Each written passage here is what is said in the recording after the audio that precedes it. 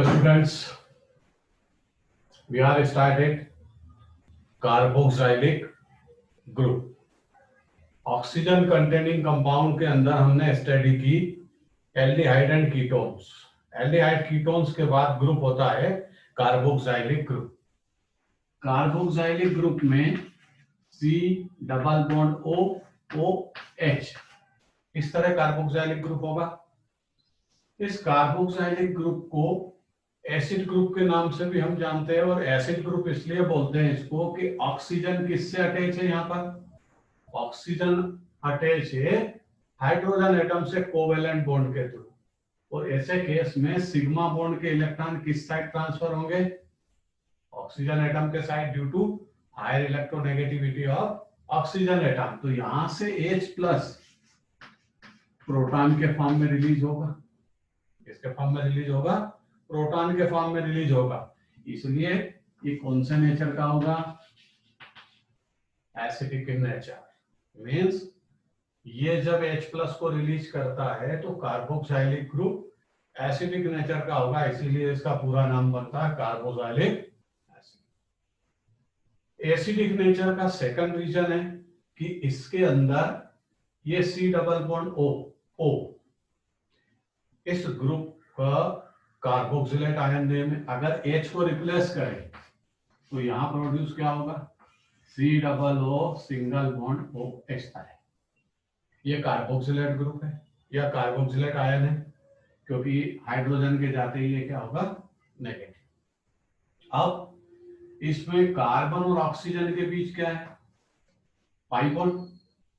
तो carbon oxygen के बीच pi bond का डीलोकेलाइजेशन होगा। अभी कार्बन ऑक्सीजन के बीच यहाँ डबल बॉन्ड है, ये पाई बॉन्ड की शिफ्टिंग इस कार्बन ऑक्सीजन के बीच में होगी। इट मींस इसमें क्या होता है? Delocalisation of electron of pi bonded between carbon atom and oxygen atom. इसी को हम क्या बोलते हैं? इसी को हम बोलते हैं रेजोनेंस। और इसी रेजोनेंस के कारण इसके कितने स्ट्रक्चर शो होंगे?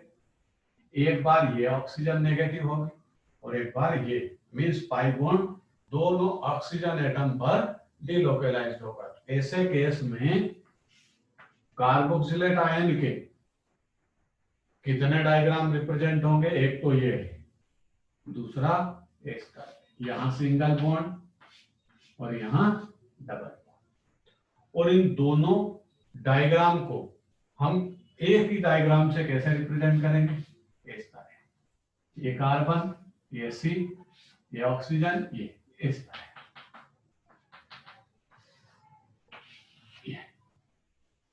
तो यहां पर कार्बोक्सिलेट आयन का स्ट्रक्चर कैसा है? रेजोनेंस। और रेजोनेंस स्ट्रक्चर के नंबर के बेस पर कंपाउंड की स्टेबिलिटी डिपेंड होती है। Stability of compound directly proportional to the number of resonating structure. यहां रेजोनेटिंग स्ट्रक्चर कितने हैं? रेजोनेटिंग स्ट्रक्चर के डायरेक्टली प्रोपोर्शनल क्या होता है? Stability of molecule. तो रेजोनेटिंग स्ट्रक्चर के कारण कार्बोक्सिलेट आयन मोर स्टेबल है। इसी के कारण ये यहां से किसको रिलीज कर देता है? H प्लस आयन को। तो कार्बोक्सिलेट आयन के रेजोनेटिंग स्ट्रक्चर के कारण इसमें से H प्लस आसानी से रिलीज होता है, इसलिए कार्बोक्सिलिक ग्रुप एसिडिक नेचर का होता है। अब यहां पर जब हम इसकी नेमिंग और किस तरह इसका क्लासिफिकेशन स्टडी करते हैं, देखिए कार्बोक्सिलिक ग्रुप में जब IUPAC सिस्टम में जाते हैं तो IUPAC सिस्टम में ये सीनियरिटी लिस्ट में सीनियर ग्रुप है।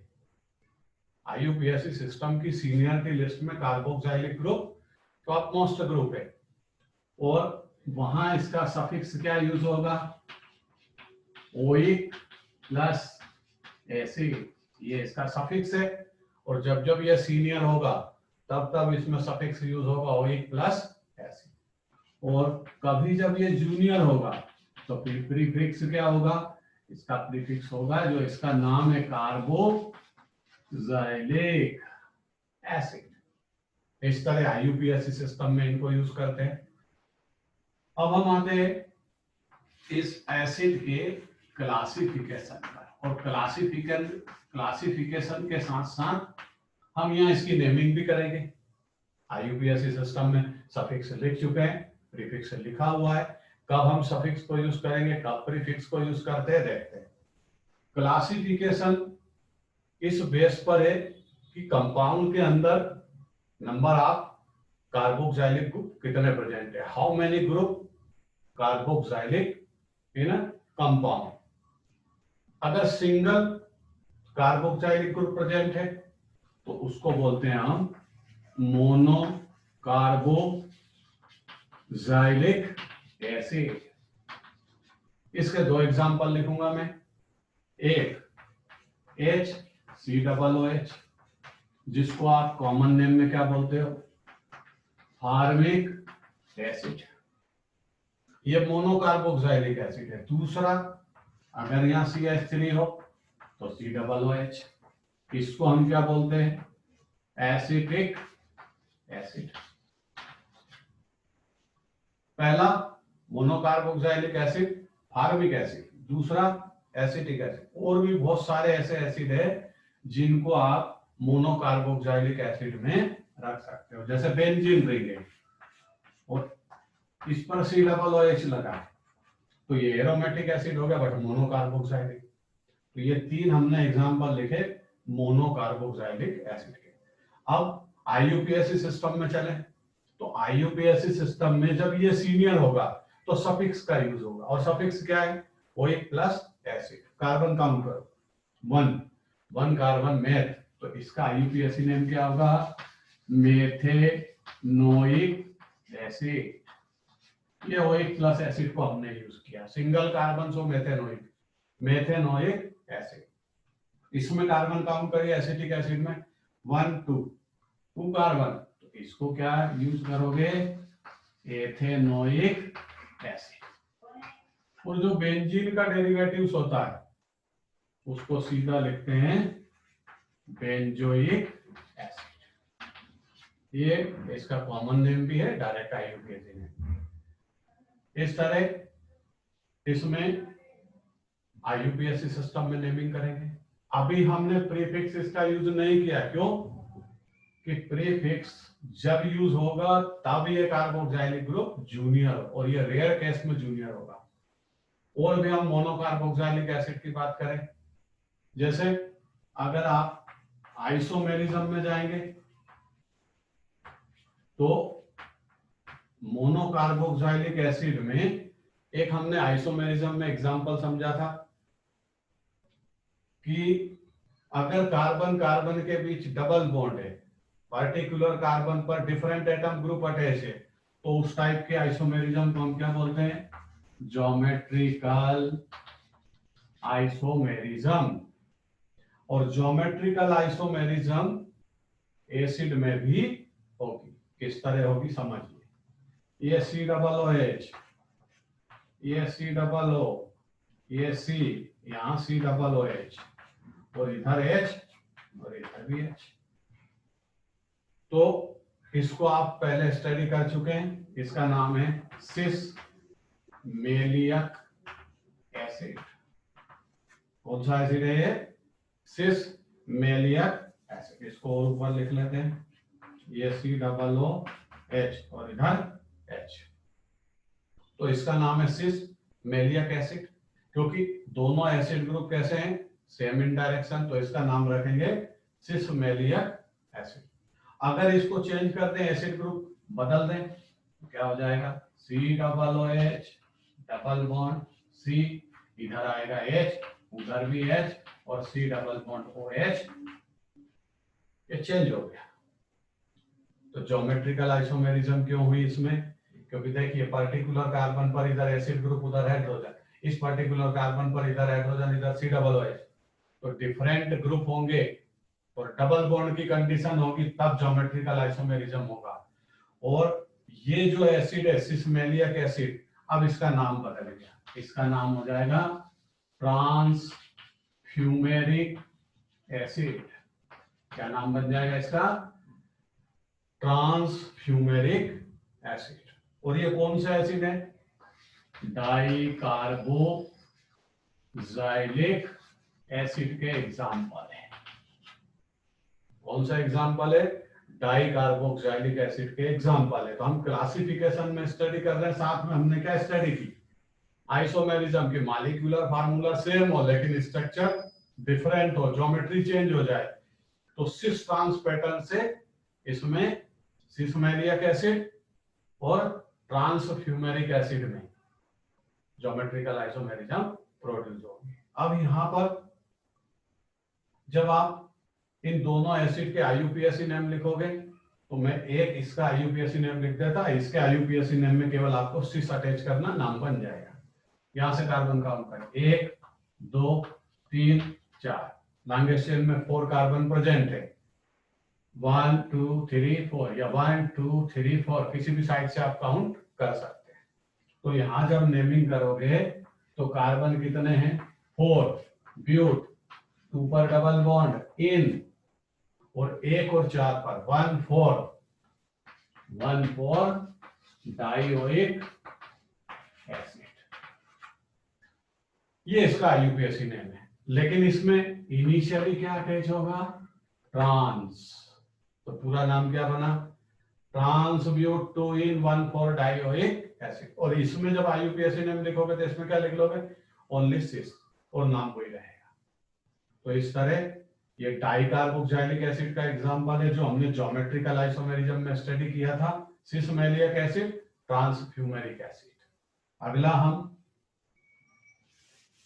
एक आपने आइसोमेरिज्म स्टडी की थी जिसका नाम है ऑप्टिकली आइसोमेरिज्म।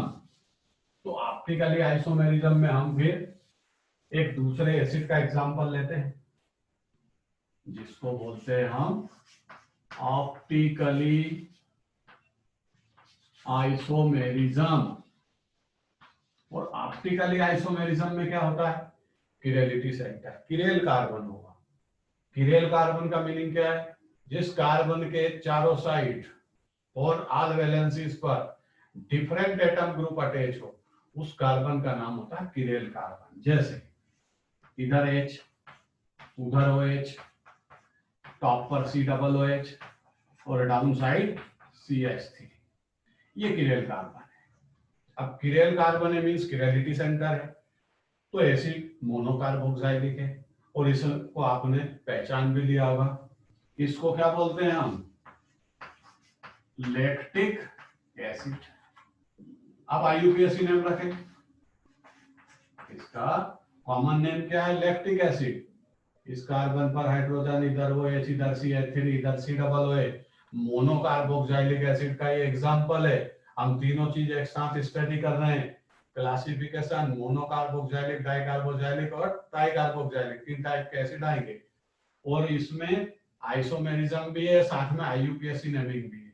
तो लैक्टिक एसिड इसका कॉमन नेम है। अब आईयूपीएसी नेम रखे, कार्बन की लॉन्गेस्ट चेन की काउंटिंग होगी 1 2 3, ये लैक्टिक एसिड की काउंटिंग। ऊपर हाइड्रोक्सी, तो लैक्टिक एसिड का आईयूपीएसी नेम क्या बनेगा? 2 हाइड्रोक्सी, 3 कार्बन, प्रोपेनोइक एसिड, ये इसका आईयूपीएसी नेम। यहां से फिर से देखिए 1 2 3, सीनियर ग्रुप एसिड, वहीं से कार्बन काउंट होंगे। ऊपर बैठा हाइड्रोक्सी, तो 2 हाइड्रोक्सी, इसका अल्कोहल का सफिक्स ऑल होगा, लेकिन इसका प्रीफिक्स क्या होगा? हाइड्रोक्सी। जो ग्रुप सीनियर होगा उसका सफिक्स यूज होता है, और जो ग्रुप जूनियर होता है उसका प्रीफिक्स यूज होता है। तो OH ग्रुप का हाइड्रोक्सी प्रीफिक्स है प्रोपियोनोइक एसिड। ये लैक्टिक एसिड का आईयूपीएसी है। अब यहां पर लैक्टिक एसिड में देखें कि किरेलिटी सेंटर है, तो ये कौन सी आइसोमेरिज्म शो करेगा? ऑप्टिकली। अब ऑप्टिकली आइसोमेरिज्म में क्या होता है? PPL होती है, प्लेन पोलराइज्ड लाइट। एक कंपाउंड प्लेन पोलराइज्ड लाइट को क्लॉकवाइज रोटेट करता है। जैसे इसको देखोगे तो ये कैसे रोटेट करेगा? क्लॉकवाइज रोटेशन देगा। तो इसको क्या बोलेंगे हम? यहां लिख देगा डी लैक्टिक एसिड। जो आइसोमर्स PPL को क्लॉकवाइज रोटेशन दे वो डेक्स्ट्रो रोटेट है। और इसकी जब मिरर इमेज बनाओगे आप तो यहाँ क्या आ जाएगा? OH, ये कार्बन उधर कौन चला जाएगा, H, ये COOH सिमेट्रिक है ये सी। अब ये पीपीएल को कैसे रोटेट करेगा, एंटी क्लॉकवाइज, तो इसका नेम क्या होगा, L lactic acid. Optically isomerism में आप डिटेल स्टडी कर चुके हैं, इसका नाम होगा लिवो रोटेटरी। जो ऑप्टिकली आइसोमर्स पीपीएल को एंटी क्लॉकवाइज रोटेशन करे उसका नाम एल लैक्टिक एसिड। तो ये लैक्टिक एसिड जो है किरेलिटी सेंटर रखता है, तो ये मोनोकार्बोक्सिलिक एसिड के साथ ऑप्टिकली आइसोमेरिज्म को शो करेगा। ज्योमेट्रिकल इसके पहले मैंने समझा सिस और maleic, cis maleic and trans fumaric acid के एग्जांपल्स है। अब एक डाइकार्बोक्सिलिक एसिड के पास चलते हैं। डाइकार्बोक्सिलिक एसिड का मींस जिसमें दो एसिड ग्रुप प्रेजेंट हो, वो भी आपको ऑप्टिकली आइसोमेरिज्म शो करेगा। नाम बदलते हैं यहां से। ऑप्टिकली आइसोमेरिज्म में एसिड का सेकंड एग्जांपल है टार्ट्रिक एसिड। टार्ट्रिक एसिड, अब टार्ट्रिक एसिड का डायग्राम बनाते हैं। COOH, CH, OH, यहाँ COH, H और इधर COOH। देखिए optically isomerism mirror image show करते हैं, तो यहाँ पर एक किरेल कार्बन तो ये और एक किरेल कार्बन ये, मींस टार्ट्रिक एसिड में दो किरेल कार्बन होते हैं। एक किरेल कार्बन पीपीएल को कैसे रोटेट करेगा, क्लॉकवाइज, तो ये डेक्स्ट्रो रोटेटरी। और इसमें ये कैसे रोटेट करेगा पीपीएल को, ये भी क्लॉकवाइज रोटेट करेगा। मतलब इस पूरे का नाम क्या हो गया, डी टार्ट्रिक एसिड। और जो इसकी मिरर इमेज बनेगी, आप मिरर इमेज बना सकते हो, इसकी जो मिरर इमेज बनेगी वो फिर लिगो रोटेटरी। और इसमें तीसरा भी आइसोमर्स होता था ऑप्टिकली, जिसको हम बोलते थे मीजो टार्ट्रिक एसिड, जो ऑप्टिकली इनएक्टिव होगा। तो यहां पर केवल हम उसके एग्जाम्पल को समझ रहे हैं, क्लासिफिकेशन को समझ रहे हैं। ऑप्टिकली आइसोमेरिज्म सेपरेट स्टडी कर चुके हैं, वहां से इसकी डिटेल आप स्टडी करिए। तो D tartaric acid and L tartaric acid, ये भी ऑप्टिकली आइसोमेरिज्म का एग्जांपल है। ये इसका डायग्राम है, ये डाइकार्बोक्सिलिक एसिड में आता है। अब मैं लिखूंगा इसका आईयूपीएसी नेम। आईयूपीएसी सिस्टम में जब आप इसकी नेमिंग करोगे 1 2 3 4, लॉन्गेस्ट चेन में 4 कार्बन है और दोनों एसिड ग्रुप सीनियर है, लेकिन 2 और 3 पर क्या बैठा हुआ है, 2 पर हाइड्रोक्सी, 3 पर भी हाइड्रोक्सी, तो नाम बनेगा 2,3 डाइहाइड्रोक्सी। ये आईयूपीएसी नेम है। 2,3 dihydroxy, 4 carbon, but 1,4 dioic acid, ये इसका आईयूपीएसी है। तो टार्ट्रिक एसिड के कितने आइसोमर्स मिलेंगे आपको, 3, dextrorotatory, laevorotatory and meso tartaric acid. Meso tartaric acid optically inactive होता है, और ये दो, एक डी और एल, ये आपस में एक दूसरे की मिरर इमेज होते हैं और साथ में ये ऑप्टिकली एक्टिव होते हैं। और इन्हीं का 50-50% मिक्सचर, फिर क्या बोलने लगते हो आप, रेसेमिक मिक्सचर। और रेसेमिक मिक्सचर भी ऑप्टिकली इनएक्टिव होता है। तो यहां पर हम क्लासिफिकेशन में दूसरा एग्जांपल क्या लिया हमने, टार्ट्रिक एसिड। चलिए अब तीसरे टाइप की इसमें एक आइसोमेरिज्म और होती है, जिसको आप बोल सकते हो फंक्शनल आइसोमेरिज्म। कौन सी isomerism, functional isomerism. Functional isomerism में फंक्शनल ग्रुप चेंज हो जाएगा। एक सिंपल सा एग्जांपल लिख के समझाता आपको। CH3 COOH, ये एसिड है जिसको आप बोलते हो एसिटिक एसिड, और इसमें COOH मींस कार्बोक्सिलिक ग्रुप है, इसलिए इसका आईयूपीएसी नेम क्या होगा, एथेनोइक एसिड। अब इसमें फंक्शनल आइसोमर्स चेंज करते हैं, इसको रिवर्स कर देते हैं। ये पूरे को रिवर्स कर दीजिए आप, HCOOCH3। देखिए एसिटिक एसिड को मैंने पूरा रिवर्स कर दिया, H इधर लिख लिया, COOCH। अब ये किसमें चेंज हो गया, एसिड के प्लेस पर, ये ईस्टर ग्रुप में कन्वर्जन हो गया। और अगर आप कॉमन नेम रखोगे तो यहां से स्टार्ट होगा, और इसका कॉमन नेम क्या है, मिथाइल। और ये HCOO इसको आप बोलते हो फार्मेट, तो पूरा नाम क्या बना, मिथाइल फार्मेट। और ईस्टर के जब सफिक्स को यूज करते हो तो इसका सफिक्स होता है ओएट, तो नाम क्या रखोगे आईयूपीएसी सिस्टम में, मिथाइल। ये तो एज इट इज पहले ही बोलना पड़ता है। अब यहाँ रिमेनिंग 1 कार्बन, सो मेथेनोएट। ये एस्टर का आईयूपीएसी नेम है। हमको एस्टर के आईयूपीएसी नेम से अभी कोई लेना देना नहीं, हमें केवल अभी इतना देखना है कि एसिड का फंक्शनल आइसोमर्स कौन होगा। तो एसिड का फंक्शनल आइसोमर्स ईस्टर होता है। आप एसिड लिखिए और उसको रिवर्स कर दीजिए, ईस्टर बन जाएगा। तो यहाँ पर फंक्शनल आइसोमेरिज्म भी होती है एसिड में। अब हम जब दो एसिड ग्रुप प्रेजेंट होते हैं तो हम दोनों एसिड ग्रुप को सीनियर काउंट करते हैं। अब हम कार्बोक्सिलिक का यूज करेंगे कि एसिड ग्रुप में जूनियर कब होता है। जैसे मान लीजिए एक एग्जांपल लिखते हैं, CH2CH COOH CH2 COOH। अब इसमें ध्यान से देखिए कितने एसिड ग्रुप है, 3, 1, 2 और 3, 3 एसिड ग्रुप है कंपाउंड में। और ऐसे केस में जब किसी भी कंपाउंड में जब तक 2 फंक्शनल ग्रुप होंगे सेम, तब तक किसी एक ग्रुप को हम सीनियर काउंट कर सकते हैं। आप इधर से भी काउंट कर सकते हैं अगर ये ना है तो 1 2 3 4 5 1 2 3 4 5 और नेमिंग कर सकते हो 10 1,5 डाइओइक एसिड। लेकिन जैसे ये ग्रुप इस स्ट्रेट चेन में अटैच हो, इसको ध्यान से सुनिए, ये स्ट्रेट चेन में डायरेक्ट अटैच होना चाहिए, तब ये रूल लगेगा जो हम एक्सप्लेन कर रहे हैं। तो अब यहां से कार्बन काउंट करिए 1 2 3 4 5, ये क्या हो गया, ये तो जूनियर हो गया। इधर से काउंट करिए 1 2 3 4 5, फिर जूनियर है। तो ऐसे केस में क्या होता है, जब कोई फंक्शनल ग्रुप कंपाउंड के अंदर डायरेक्ट स्ट्रेट चेन में अटैच हो और वो जूनियर काउंट हो, तब तीनों ही ग्रुप को जूनियर काउंट करते हैं। अब ये सीनियर नहीं होंगे, तो कार्बन कहां से काउंट करेंगे, 1 2 3, दोनों ग्रुप को हमने छोड़ दिया, मीन्स अब तीनों ग्रुप जूनियर है। लेकिन ये स्ट्रेट चेन से डायरेक्ट अटैच होना चाहिए। अगर यहाँ CH2 है और फिर COOH है, तो फिर ये रूल अप्लाई नहीं होगा, जो पुराना रूल है वो अप्लाई होगा। तो चलिए कितने कार्बन हो गए, 3, 1 2 3, तीनों फंक्शनल ग्रुप जूनियर है, तो प्रीफिक्स यूज होगा प्रोपेन 1 2 3 ट्राई कार्बोक्सिलिक एसिड। ये इसका पूरा आईयूपीएसी है।